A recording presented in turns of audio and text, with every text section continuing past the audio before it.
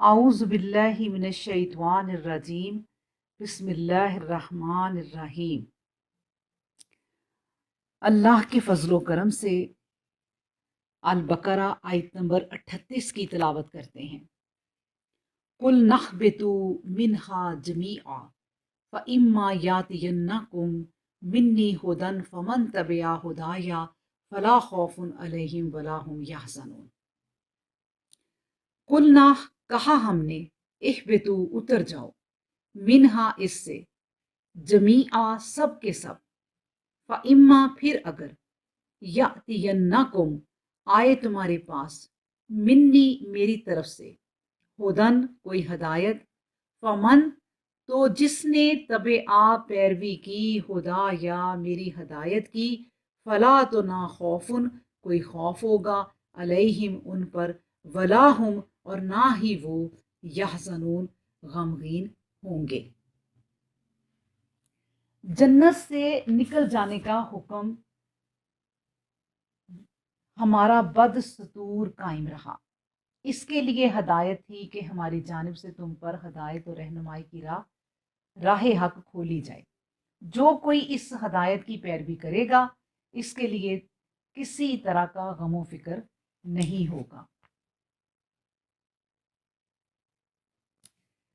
اللہ اکبر۔ اب دیکھیں کہ آدم علیہ السلام کا قصہ، جو دراصل فطرت انسانی کی حقیقی داستان ہے۔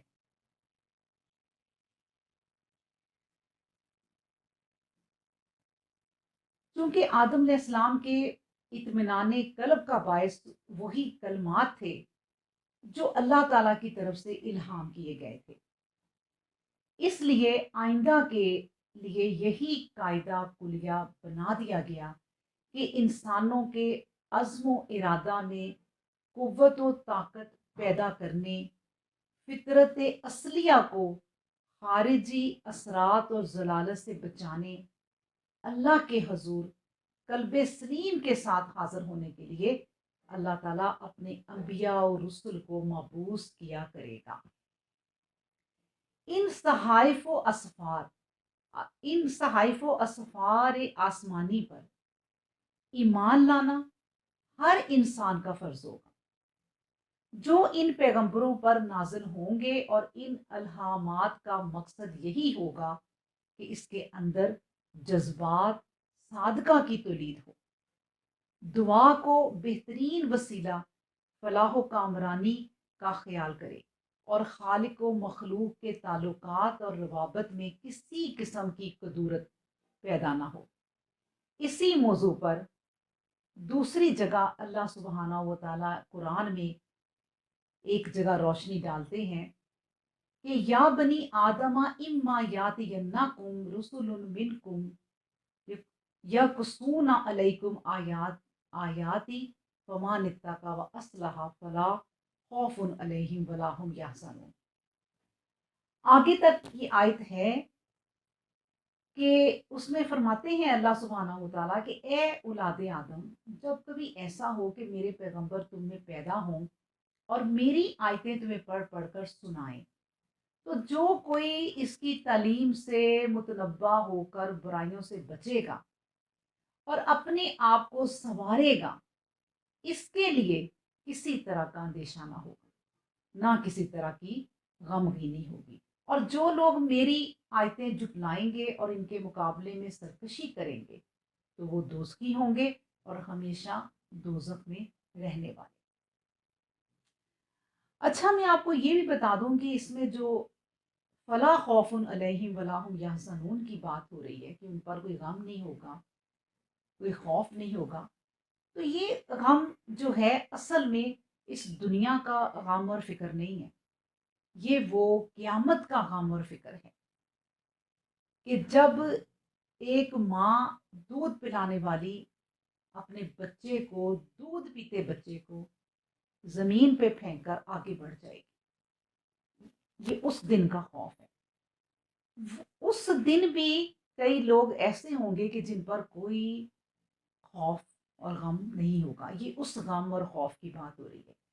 لیکن یہ بات بھی ہے کہ اللہ سبحانہ و تعالیٰ ایسے لوگ جو اس کے فرما بردار ہیں، جو اس کے تابع ہیں اور قرآن اور نبی کریم صلی اللہ علیہ وسلم کی پیروی کرنے والے ہیں، اللہ دنیا میں بھی ان کے غم جو ہے وہ کم کر دیتا ہے، ان کی پریشانیاں کم کرتا ہے. یا غم اور پریشانیاں ہوں بھی تو وہ تب بھی مطمئن رہتے ہیں، اللہ ہی دلوں کو سکون دینے والا ہے. اللہ اکبر. تو یہاں سے وحی کا سلسلہ جو شروع ہوا تھا، جو محمد رسول اللہ صلی اللہ علیہ وسلم تک پھر بدستور جاری رہا. یعنی حضرت آدم علیہ السلام سے اس طرح یہ وحی شروع ہوئی، جو سب سے پہلے یہ کلمات سکھائے، اور اس کے بعد پھر محمد رسول اللہ صلی اللہ علیہ وآلہ وسلم تک یہ سلسلہ بدستور جاری رہا. ہر قوم، ہر بستی اور ہر علاقے میں یہ پیغام پہنچانے والے مبعوث ہوتے رہے اور لوگ ان چشموں سے سرابی حاصل کرتے رہے. عظیم بات، خاتم المرسلین صلی اللہ علیہ وآلہ وسلم تمام دنیا کے انسانوں کے لیے اس وحی الہی کا بحر ذخائر لائے، جو رہتی دنیا تک انسانوں کی رہنمائی کرتا رہے گا، اور ہر عاصی اور خطا کار کو اس میں غوطہ زن ہوتا ہوگا، اس میں غوطہ زن ہونا ہوگا. اور اسی طرح جس طرح وحی الہی کا سلسلہ آدم علیہ السلام سے شروع ہوا تھا اور محمد رسول اللہ صلی اللہ علیہ وسلم پر اس کو ختم کر دیا گیا، اور آخری رسول کی آخری وحی بنی نوع انسان کی ہدایت کا سامان پیدا کرتی رہے گی قیامت تک. اللہم صلی علی محمد وعلی آل محمد. اللہ ہم جو پڑھتے ہیں اس پر عمل کرنے کی توفیق عطا فرمائے. وآخر الدعوانا ان الحمد للہ رب العالمین.